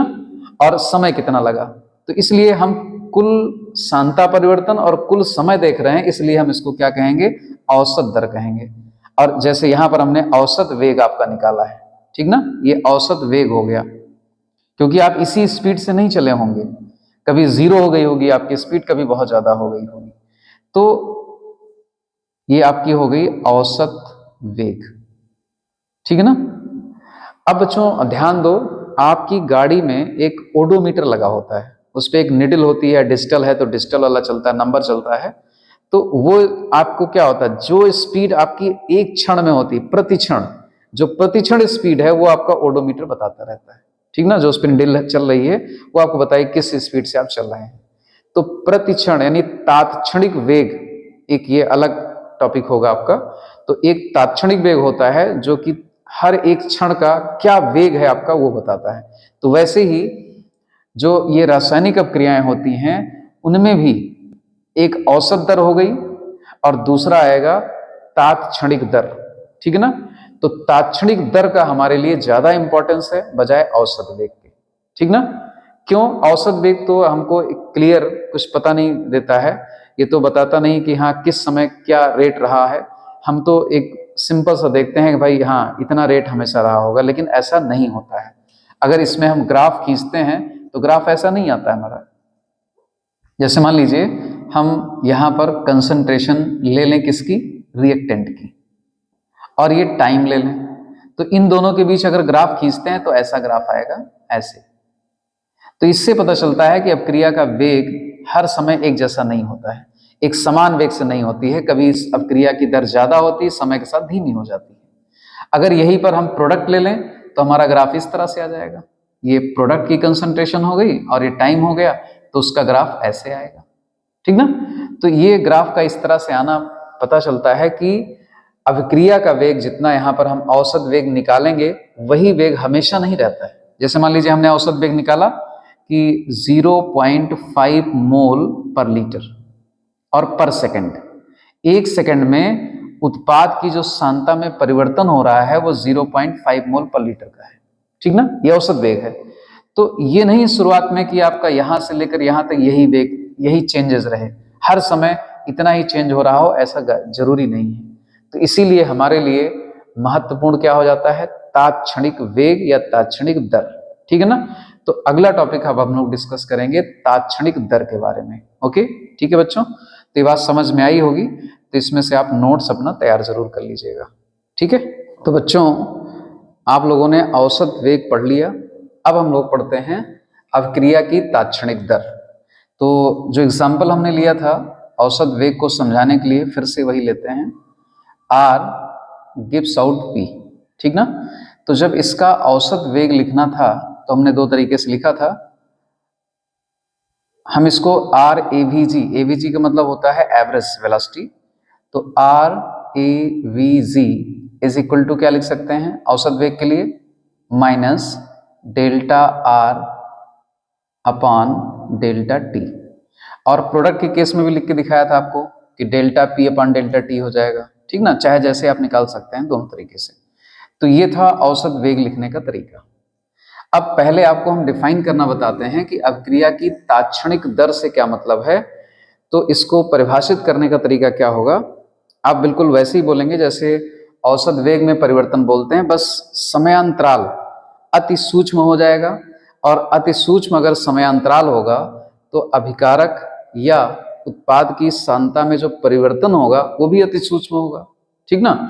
तो इसी से आप परिभाषा बना लीजिए तात्क्षणिक दर की, कि अति सूक्ष्म समयांतराल में अभिकारक या उत्पाद की सांद्रता में होने वाले अति सूक्ष्म परिवर्तन को हम क्या कहते हैं, अभिक्रिया की तात्क्षणिक दर कहते हैं, ठीक है। तो एवरेज वेलोसिटी के लिए यानी औसत दर के लिए ये जो परिवर्तन दिखाया जाता है वो डेल्टा से दिखाया जाता है, और इसमें हम क्या करेंगे, चूंकि परिवर्तन बहुत सूक्ष्म है तो एक नया सिंबल इसके लिए दे दिया जाता है, और वो नया सिंबल होता है स्मॉल d, ठीक ना। तो अगर मान लीजिए इसी रिएक्शन के लिए हमको अति सूक्ष्म अभिक्रिया का तात्क्षणिक दर का सूत्र लिखना हो, फार्मूला लिखना हो, तो हम ऐसे लिख सकते हैं RINS मतलब इंस्टेंटेनियस रेट, ठीक है, इज इक्वल टू माइनस, अब यहां क्या लगा देंगे, DR अपॉन DT। ये हम सिंबल यूज कर लेंगे, यानी डेल्टा के बजाय स्मॉल d यूज कर लेंगे। तो जब d यूज किया जाएगा तो इसका मतलब हो जाता है कि अति सूक्ष्म परिवर्तन की बात हो रही है। तो यहां पर मतलब हो गया कि अभिकारक की सांद्रता में अति सूक्ष्म परिवर्तन, और यहां मतलब हो गया टाइम यानी समय में अति सूक्ष्म परिवर्तन, ठीक ना। तो अति सूक्ष्म समयांतराल में अभिकारक या यहां पर उत्पाद लिखा हो, अभिकारक या उत्पाद की सांद्रता में होने वाले अति सूक्ष्म परिवर्तन को अभिक्रिया की तात्क्षणिक दर कहते हैं।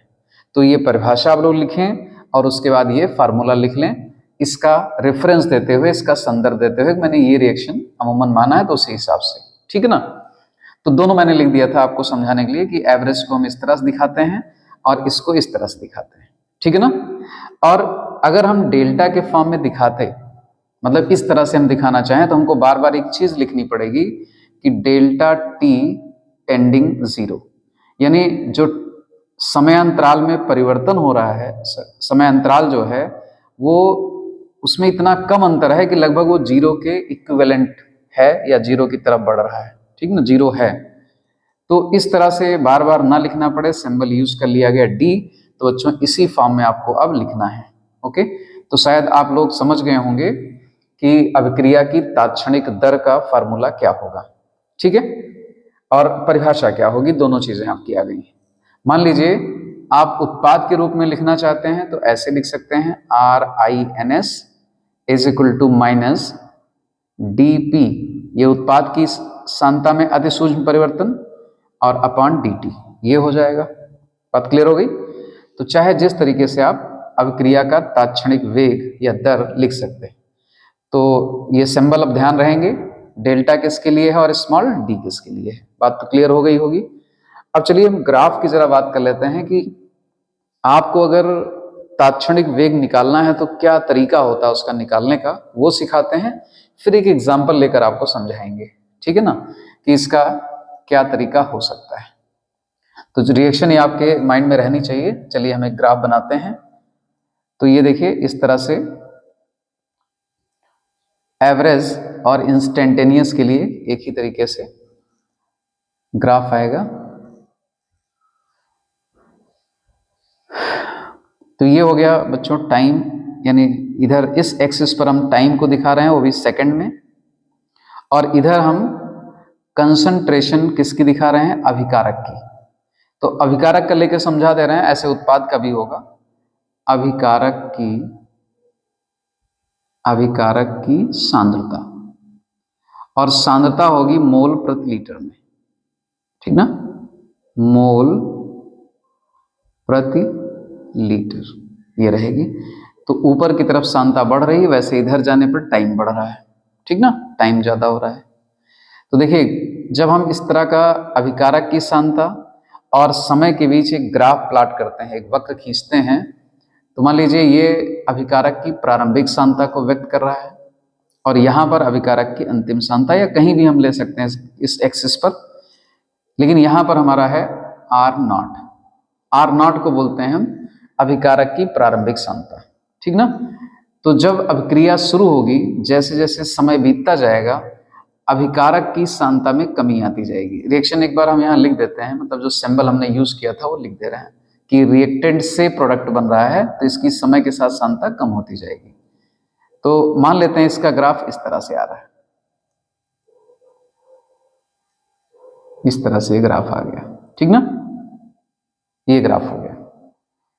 तो ये औसत वेग के लिए हमने ग्राफ प्लॉट कर लिया है, मतलब औसत वेग कह लीजिए, इसी में से हम इंस्टेंटेनियस यानी तात्क्षणिक वेग भी निकालेंगे। तो आप कह सकते हैं कि अभिकारक की सांद्रता और टाइम के बीच हमने ये ग्राफ प्लॉट किया है, ये वक्र खींचा है, ठीक है।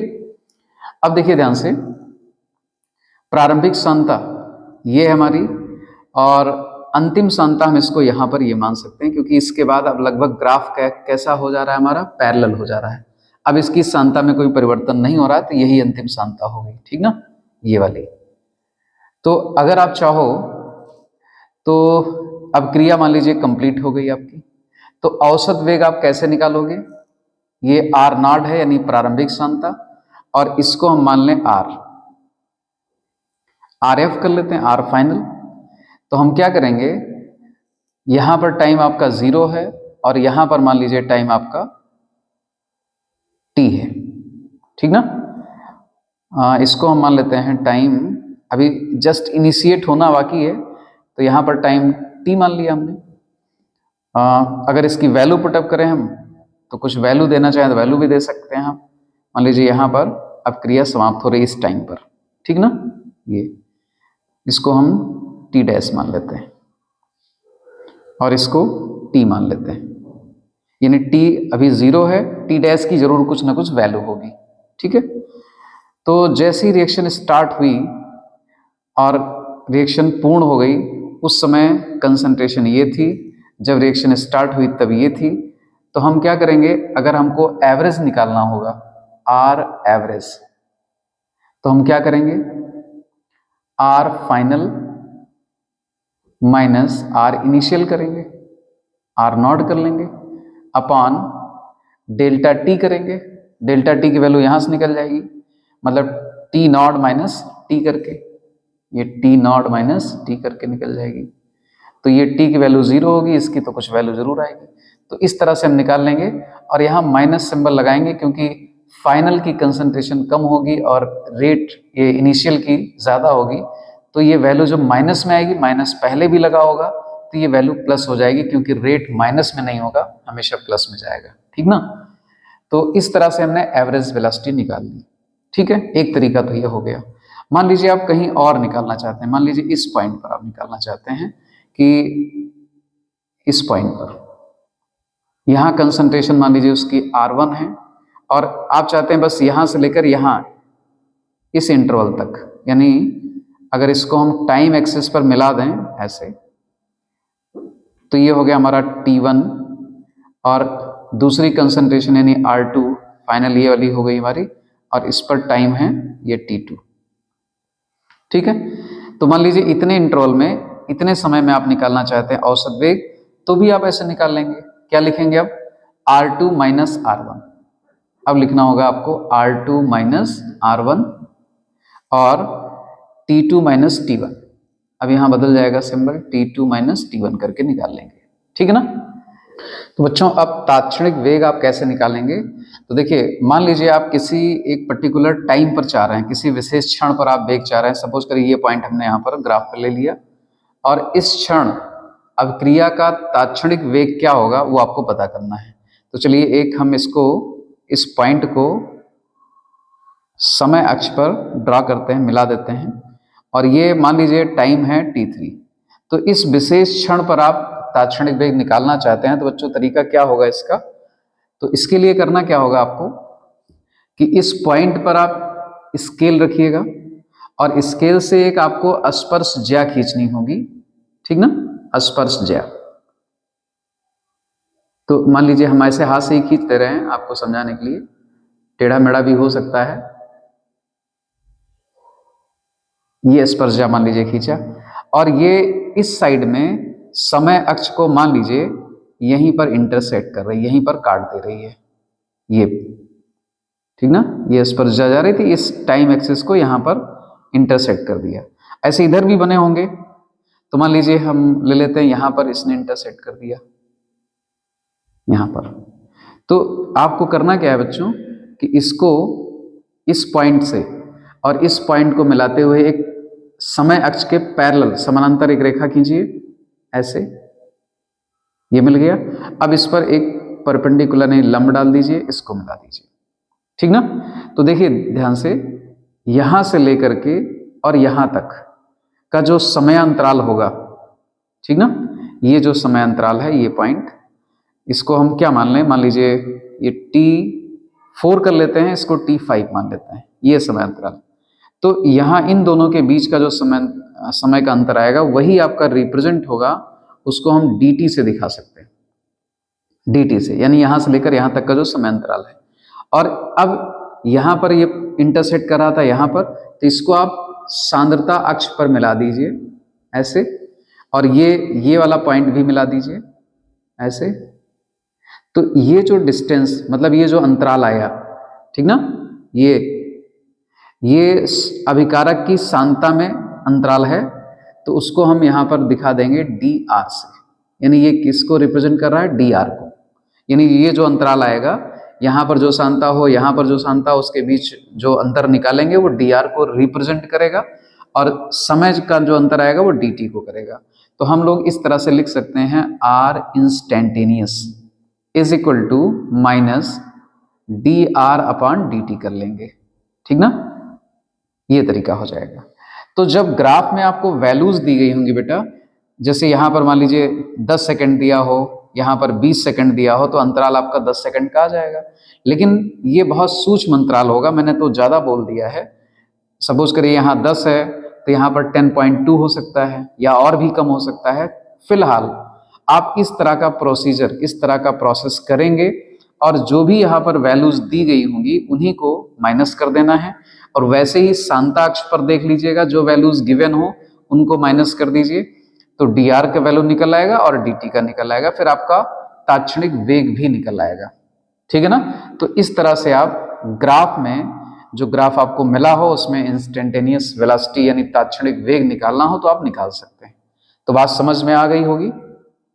अब देखिए, मान लीजिए आपके पास प्रोडक्ट यानी उत्पाद की सांद्रता और समय के बीच ग्राफ मौजूद हो, आपको दिया गया हो, ये किसकी कंसंट्रेशन हो गई? प्रोडक्ट की, मोल पर लीटर में ही रहेगा, और ये टाइम हो गया, और इसका ग्राफ बच्चों ऐसे आएगा, आप बुक में भी देख सकते हैं, ऐसे इस तरह से मिलेगा। क्योंकि देखिए उसकी उत्पाद की प्रारंभिक सांद्रता 0 होगी, क्योंकि जब रिएक्शन जस्ट स्टार्ट होने वाली होगी तो उसमें उत्पाद तो बना नहीं होगा, तो उत्पाद की 0 होगी। समय के साथ उत्पाद की सांद्रता बढ़ती जाएगी और अभिकारक की समय के साथ कम होती जाती है, ठीक ना। तो इस पर भी अगर आपको उत्पाद को लेकर के और आपको तात्क्षणिक वेग निकालना हो तो भी वही प्रोसीजर करना। जैसे मान लीजिए आप इस पॉइंट पर चाहते हैं, इस एक मोमेंट पर, पर्टिकुलर मोमेंट पर आप चाहते हैं टी डैश पर, कि अभिक्रिया का तात्क्षणिक दर क्या होगा। तो वही काम आपको करना है कि यहाँ से एक क्या खींचना होगा आपको, स्पर्शजा, इस पॉइंट से होते हुए स्पर्शजा खींचनी होगी, ठीक ना। अब मान लीजिए ये स्पर्शजा आपकी, बच्चों हमने स्केल नहीं लगाई है, आप स्केल लगा के खींच सकते हैं, बिल्कुल सीधी आएगी। तो मान लीजिए समय अक्ष को यहाँ पर इंटरसेक्ट कर रही इस पॉइंट पर, ठीक है, और इधर यहाँ पर इंटरसेक्ट हो रही है। तो हम इन्हीं दोनों पॉइंट को ऐसे शांता अक्ष पर भी मिला लेंगे, ये हो गया, और यहाँ पर एक हम ये डाल देंगे लंब, तो ये हमारा एरिया हो गया, ठीक ना। तो अब इसमें देखिए ध्यान से, ये जो यहां से लेकर के यहां तक की डिस्टेंस है ये हमको dt बता रही है, और यहां से यहां तक की ये हमको dp बता रही है। यानी अब उत्पाद की सांता में परिवर्तन, ये लाइन, और यहां से ये अंतराल जो हमको मिल रहा है वो dt दे रहा है। तो यहां भी आप ऐसे निकाल सकते हैं। तो इसका r इंस्टेंटेनियस अगर लिखना चाहें तो हो जाएगा dp अपॉन dt। तो जो भी वैल्यू यहाँ पर गिवन हो वो आप रख दीजिए, जो आपको दी गई हो, क्योंकि यहाँ पर जब आप ग्राफ बनाएंगे या ग्राफ मिलेगा तो उनकी वैल्यूज भी दी गई होंगी, ठीक ना, न्यूमेरिकल वैल्यू। तो इस तरह से तरीका, मतलब मैंने समझाया कि आपको ये तरीका आपको फॉलो करना है, ओके। तो एग्जाम्पल लेकर भी आपको समझा देंगे कि कैसे निकाला जाता है, निकाल के भी एक दिखा देंगे। तो ये तो रहा बच्चों की अभिक्रिया की तात्क्षणिक दर, और साथ साथ आपको औसत वेग के बारे में सब समझा दिया है, ठीक है। अब एक मात्रक की हम बात कर लेते हैं, चाहे वो तात्क्षणिक दर हो और चाहे वो औसत दर हो, अभिक्रिया की दर हो, कोई दर हो, दर अगर अभिक्रिया की है तो उसका मात्रक तीनों का एक होगा, चाहे हम अभिक्रिया की दर कहें, चाहे औसत दर कहें, चाहे तात्क्षणिक दर कहें। तो शब्द अलग अलग हैं लेकिन मात्रक तीनों का क्या होगा, सबका एक ही होगा, और वो होगा मोल लीटर इनवर्स और सेकंड इनवर्स, ये इसका मात्रक हो जाएगा। देखिए सूत्र यहां लिखा हुआ बच्चों, सांद्रता कहीं भी, इससे हमसे कोई मतलब नहीं है, सांद्रता है तो सांद्रता का मात्रक मोल प्रति लीटर होता है, यानी मोल लीटर इनवर्स होता है। और टाइम है वो कहां पर है, डिनोमिनेटर में है, इसलिए टाइम भी ऊपर अगर जाएगा तो सेकंड इनवर्स हो जाएगा। टाइम का मात्रक जो होता है वो सेकंड इनवर्स होता है। तो ये मात्रक ही आएगा, चाहे आप तात्क्षणिक वेग का मात्रक लिखें तब भी यही लिखेंगे, औसत वेग का लिखना हो तब भी यही लिखेंगे, ठीक ना। या ये दोनों नाम ना हो, बस अभिक्रिया की दर का मात्रक लिखना हो तब भी आप यही लिखेंगे। तो बच्चों समझ में आ गया होगा, मात्रक भी क्लियर हो गया, ठीक है। अब चलिए हम कुछ और आपको एक रिलेशन समझाते हैं कि अभिकारक के गायब होने की दर और उत्पाद के प्रकट होने की दर में क्या रिलेशन हो सकता है डिफरेंट रिएक्शंस में, ठीक है ना। तो चलिए बच्चों एक रिएक्शन हम लिखते हैं यहाँ पर, देखिए ध्यान से। जैसे मान लीजिए रिएक्शन लिखा है Hg लिक्विड होगा प्लस Cl2 ये गैस होगी, यहाँ G भी लिख सकते हैं, यहाँ L लिख सकते हैं इनकी फिजिकल स्टेट दिखाने के लिए, और यहाँ पर हम लिख देते हैं HgCl2 हमारा बन गया, ठीक ना। ये हमारा प्रोडक्ट बन गया HgCl2 मर्क्यूरी क्लोराइड।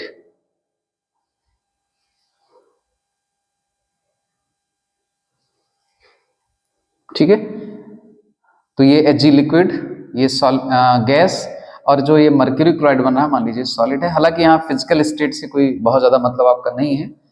तो ये रिएक्शन है, इसमें इस रिएक्शन में क्या पता चल रहा है हमको, देखिए ध्यान से कि 1 मोल मरकरी है, 1 मोल Cl2 गैस है, तो 1 मोल हमको ये भी मिल रहा है, यानी इन सभी के स्टोकियोमेट्रिक कोफिशिएंट सेम है, ठीक है। तो इसका मतलब इसमें जिस स्पीड से ये गायब होगा उसी स्पीड से ये प्रकट होगा, जिस स्पीड से ये गायब होगा उसी स्पीड से ये प्रकट होगा, इसमें कोई समस्या नहीं, सीधा सा रिलेशन है। यानी अगर इसका हम रेट लिखना चाहें, रेट ऑफ रिएक्शन, तो क्या लिखेंगे, माइनस डेल्टा Hg, ये हम औसत वेग के फॉर्म में लिख सकते हैं, अपॉन डेल्टा T ये होगा, और इक्वल टू होगा, ये जो आपके सामने लिखा गया क्या चीज हो गया, चूंकि माइनस है मतलब ये कम हो रहा सांद्रता समय के साथ, तो ये आप कह सकते हैं इस पूरे टर्म को, इस पूरे पद को आप नाम दे सकते हैं मरकरी के गायब होने की दर, ठीक है। और जो गायब होने की दर है वही अपक्रिया का वेग है। ये बराबर होगा किसके, Cl2 के गायब होने की दर के, अपॉन डेल्टा T हो जाएगा यहां पर भी। तो यहां भी वैसे बोल सकते हैं यानी अभिक्रिया का वेग इसी के बराबर नहीं होगा, इसके भी बराबर होगा। यानी जिस स्पीड से क्लोरीन की सांद्रता में कमी होगी वही अभिक्रिया का वेग निर्धारण करेगा, ठीक ना। और उसी स्पीड से इसकी भी सांद्रता में कमी होगी, उसी दर से, और उसी दर से ये प्रकट भी होगा। यानी इसको हम लिख सकते हैं, आप माइनस साइन नहीं लगाना है, delta HgCl2 upon delta T, ये बन जाएगा, ठीक ना।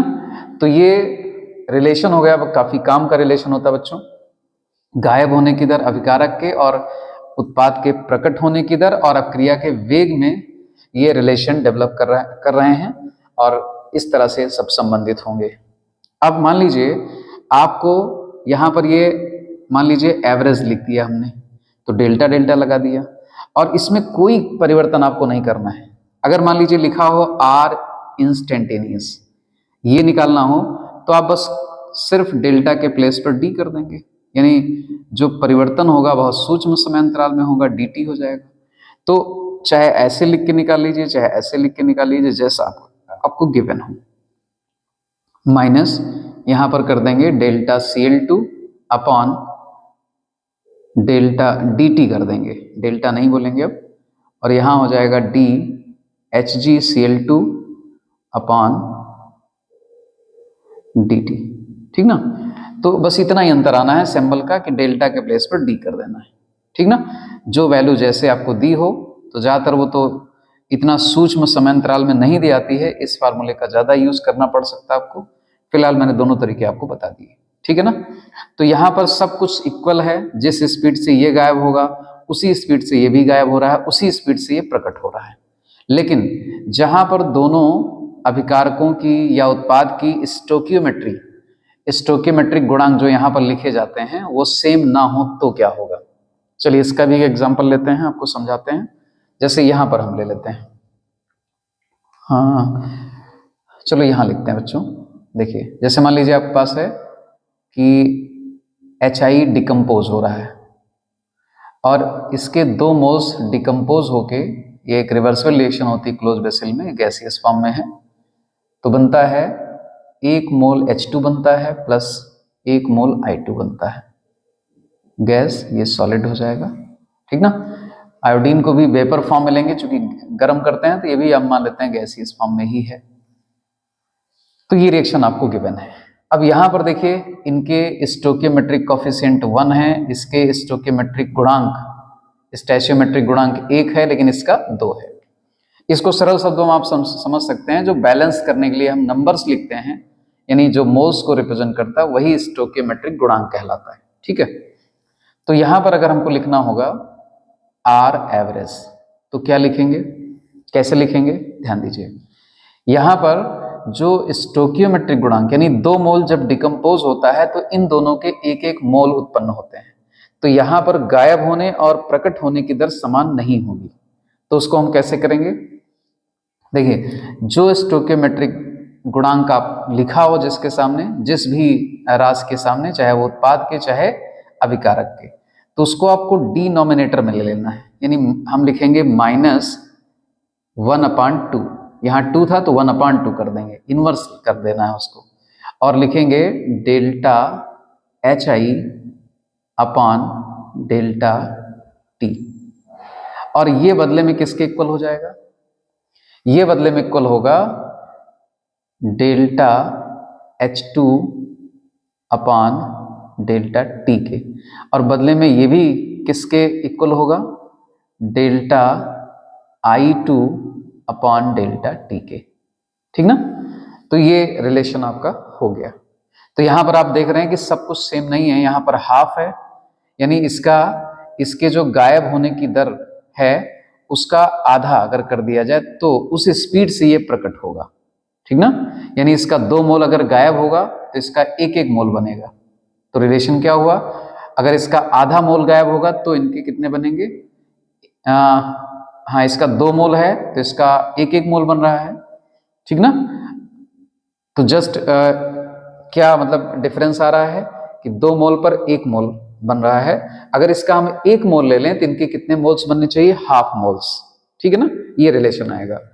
तो जब कभी आप निकालेंगे, मान लीजिए इसके बनने की दर आप निकालना चाहते हैं, तो इस तरह से रिलेशन आपके सामने है, इस पे आप अप्लाई करिएगा, वैल्यू पुटअप करिएगा, आपका निकल आएगा। चाहे आप अभिक्रिया की दर निकालना चाहें तो ये चीज जानना आपके लिए बहुत जरूरी था। ऐसे मान लीजिए हम एक जनरल रिएक्शन ले लें, अभी मैंने सब लिख रखा है। एक जनरल रिएक्शन इस तरह से ले लेते हैं कि a plus B gives out c plus d. यहाँ सब ये जो small d c b a लिखे हैं ये वही हैं स्टोइकियोमेट्रिक गुणांक हैं। तो यहाँ पर अगर हम रेट लिखना चाहें तो कैसे लिखेंगे? एवरेज रेट इसका हो जाएगा -1/a और डेल्टा ए, चाहे डी ए कर सकते हैं आप, delta A upon delta T हो जाएगा इज इक्वल टू -1/b और delta B upon delta T हो जाएगा is equal to 1/c delta C upon delta T हो जाएगा। और ऐसे ही इक्वल टू 1/d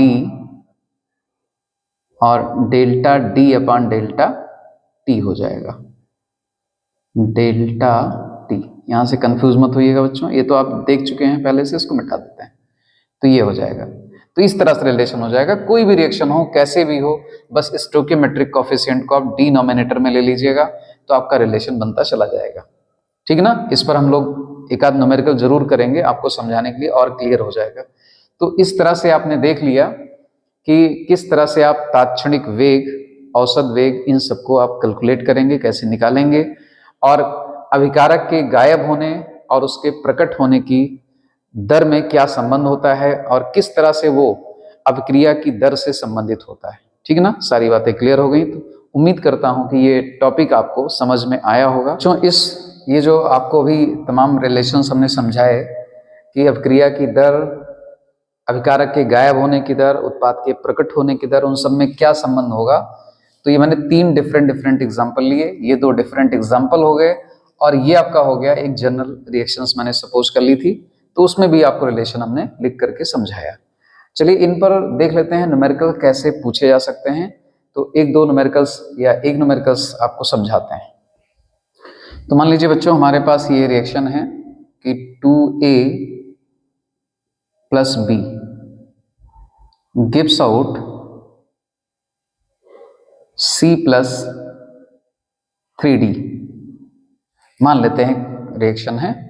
और ये रिएक्शन है, इसमें हमको क्या गिवन है कि जो अभिकारक D है उसकी सांद्रता में परिवर्तन कितना हो रहा है। तो D का सांद्रण हमको परिवर्तन दिया गया है। मतलब प्रश्न ऐसे लिखा होगा कि ये एक अभिक्रिया है 2a plus B gives out c plus 3d। इसमें D के प्रकट होने की दर मान लेते हैं 0.15 मोल प्रति लीटर प्रति सेकंड है, या इसको मैं ऐसे लिख दें मोल लीटर इनवर्स सेकंड इनवर्स है, इस तरह से है। ठीक ना? तो आपसे कुछ भी पूछा जा सकता है। मान लीजिए इस प्रश्न में यही पूछ रहा हो कि अभिक्रिया की दर पता करके बताइए, अभिक्रिया की दर क्या होगी, या पूछ ले कि बी के गायब होने की दर क्या होगी, या ऐसा भी पूछा जा सकता है ए के गायब होने की दर क्या होगी, या पूछा जा सकता है सी के प्रकट होने की दर क्या हो सकती है। तो यहाँ आपको केवल क्या दिया है कि डी के प्रकट होने की दर दी गई है। यानी अगर इसको हम जो दिया है उसको हम ऐसे लिख लें कि delta D by D T, ये होता है डेल्टा टी लिखा जाएगा, डी टी नहीं, ये होता है प्रकट होने की दर। ये हमको गिवन है 0.15 मोल पर लीटर इनवर्स सेकंड इनवर्स। अब इसमें बच्चों हम इसी में कई क्वेश्चन बना के आपको समझा देते हैं। मान लीजिए आपसे पूछ लिया जाए अभिक्रिया की दर क्या होगी, तो अभी हमने रिलेशन बनाया था कि आप अभिक्रिया की दर के लिए RAVG इज इक्वल टू क्या लिखेंगे, हम लिख सकते हैं कि -1/2 delta A upon delta T is equal to minus delta B upon delta T is equal to delta C upon delta T is equal to 1/3 delta D upon delta T. ये relation, इस पूरे reaction का हमने लिख दिया। अब इसमें से जो कुछ भी आपको पता करना हो सब पता चल जाएगा। तो जैसे मान लीजिए आप चाहते हैं क्रिया की दर क्या होगी, तो इसको और इसको आपस में इक्वल कर लीजिए, यानी R A V G is equal to 1/3 into, हम यहां क्या लिखेंगे, delta D upon delta T. अब बच्चों ये वैल्यू हमको गिवन है, देखिए यहां पर 0.15, तो ये हो जाएगा 1/3 इंटू 0.15। इसको कैंसिल आउट कर दीजिए तो कितना आ जाएगा, 3 से इसको डिवाइड कर दीजिए तो आ जाएगा ये 0.05 मोल पर लीटर या लीटर इनवर्स और सेकंड इनवर्स आ गया। तो इस तरह से आप एवरेज रेट आपने निकाल लिया। अब मान लीजिए यहीं पर दूसरा क्वेश्चन पूछा जाए कि आप बताओ ए के गायब होने की दर क्या होगी। तो बच्चों देखिए ये पूरा फैक्टर क्या शो कर रहा है, ये पूरा ए के गायब होने की दर। तो इसको और इसको आपस में इक्वल कर लीजिए, चाहे तो इसको और इसको इक्वल कर लीजिए क्योंकि आपने आप वेलोसिटी निकाल ली है। तो हम दोनों करके दिखा देते हैं, दोनों से एक ही आंसर आएगा। चलिए पहले इस वाले को हम इसके इक्वल कर लेते हैं। तो हमारे पास आ गया -1/2 delta A upon delta T, ठीक ना, ये हो गया। और ये इक्वल हो जाएगा किसके, 1/3 delta D upon delta T के। तो अब हमको करना क्या है कि सबकी वैल्यू पुटअप कर देनी है। तो यहां हम लिखेंगे इसको ऐसे कर लेते हैं बच्चों कि 1/2 को हम इस साइड में ले लेते हैं, तो ये 2 कहां पहुंच जाएगा, ऊपर, और 3 नीचे ही रहेगा, यानी 1/3 इंटू 2/1 हो जाएगा। तो इसको हम लिख सकते हैं 2/3 शॉर्ट में। जल्दी माइनस हम यहीं रहने देंगे, यानी minus delta A upon delta T, ये हो गया, इज इक्वल टू, अब ये इधर जा चुका तो बताया था अभी आपको 2/3 बन चुका है ये, इनटू, अब इसकी पूरी वैल्यू क्या गिवन है, 0.15। तो ये वैल्यू हम यहाँ पुटअप कर देंगे 0.15। तो इसको आपने डिवाइड कर दिया तो आ गया ये 0.05। तो 5 से मल्टीप्लाई करेंगे तो आ जाएगा 0.10। तो ए के गायब होने की दर कितना आ गई, 0.10 आ गई, ठीक ना, 10 मोल लीटर इनवर्स और सेकंड इनवर्स, ये आ गई बच्चों। ये वैल्यू आ गई ए के गायब होने की दर। तो मैंने कहा था दो तरीके से आप इसको निकाल सकते हैं, चाहे तो आप इसको इसके इक्वल करके, और चाहे तो आप वेलोसिटी के इक्वल भी करके निकाल सकते हैं वेग के। तो आप ये भी देख लीजिए, जैसे यहां पर देखते हैं आर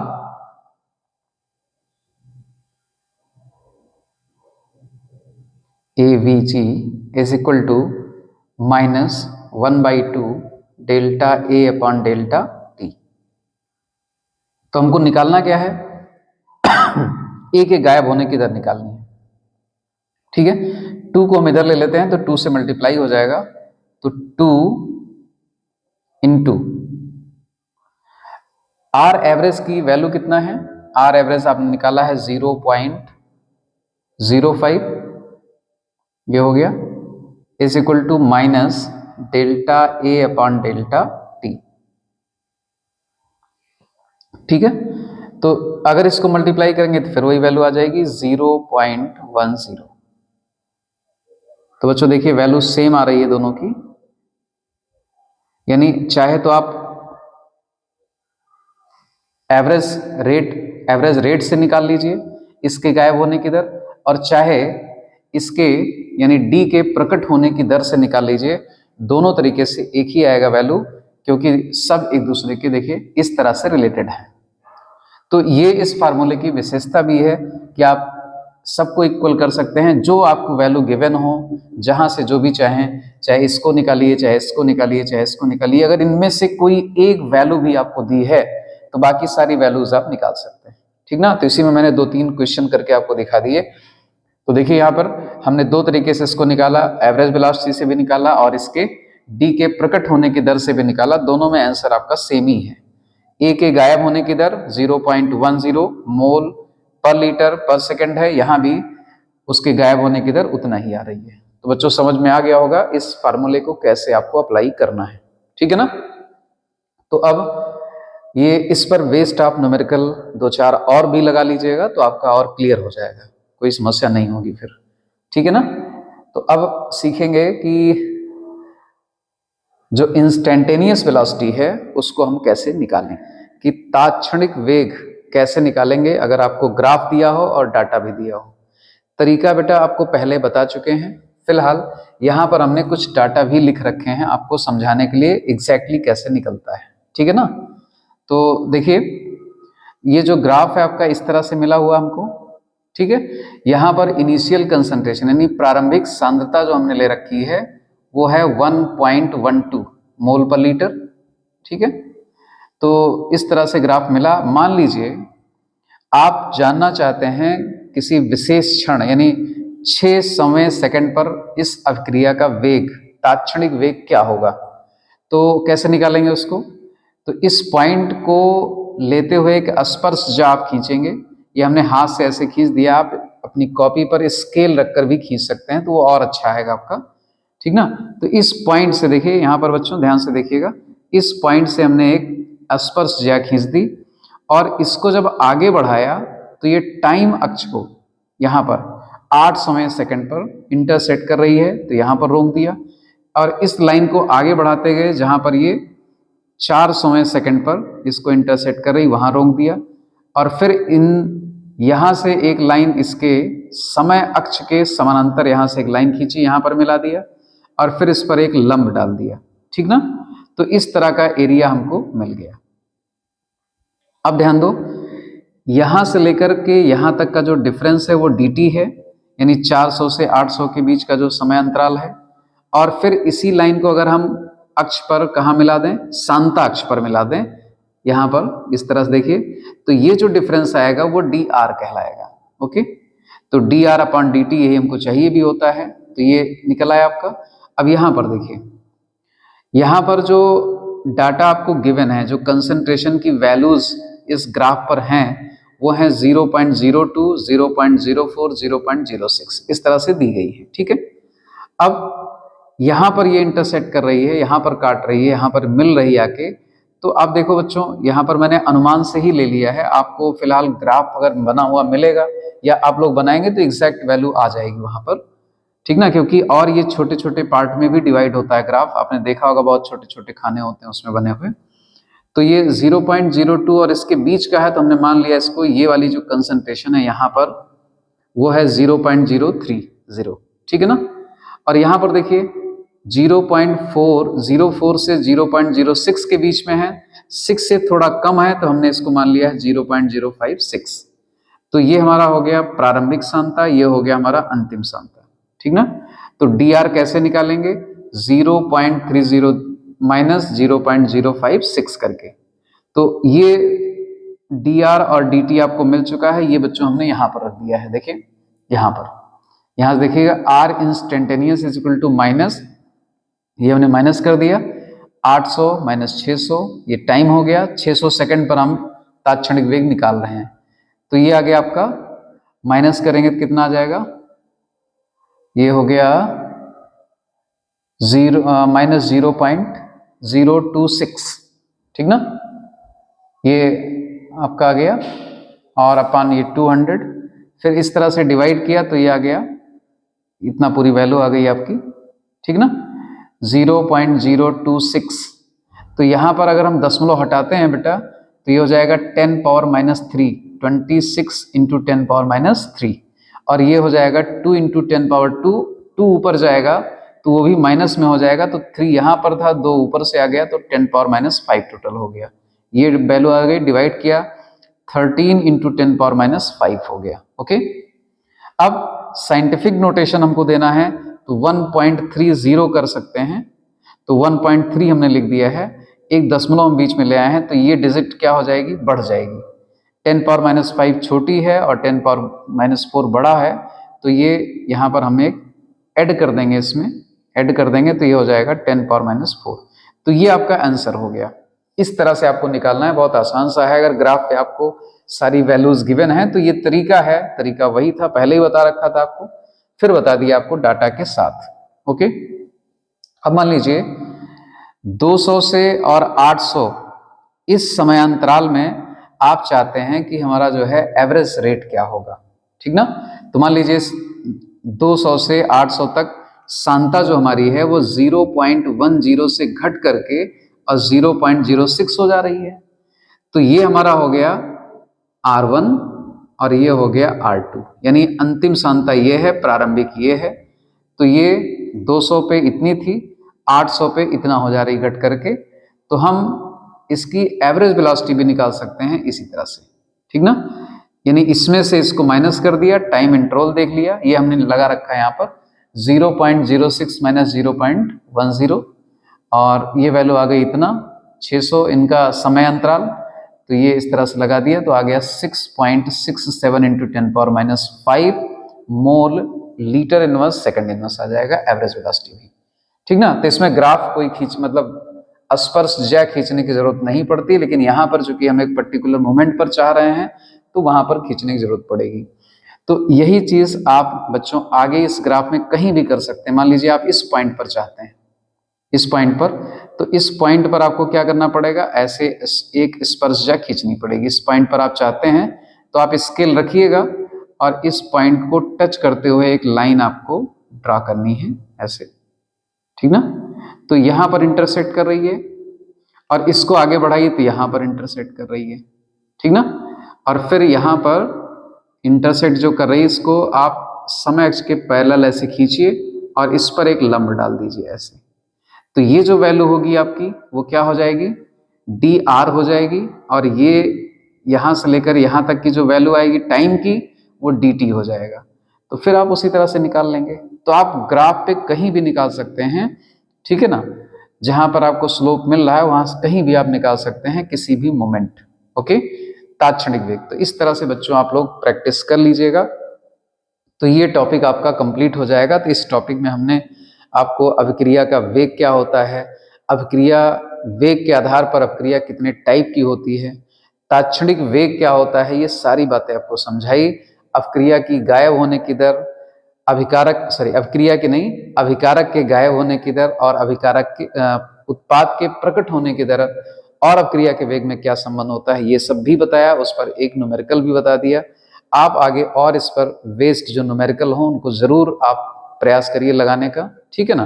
कोई समस्या हो तो कमेंट बॉक्स में जरूर लिख के मुझको बताएं, ठीक है बच्चों। तो अब फिर आपसे मिलेंगे अगले वीडियो के साथ, अगले टॉपिक के साथ।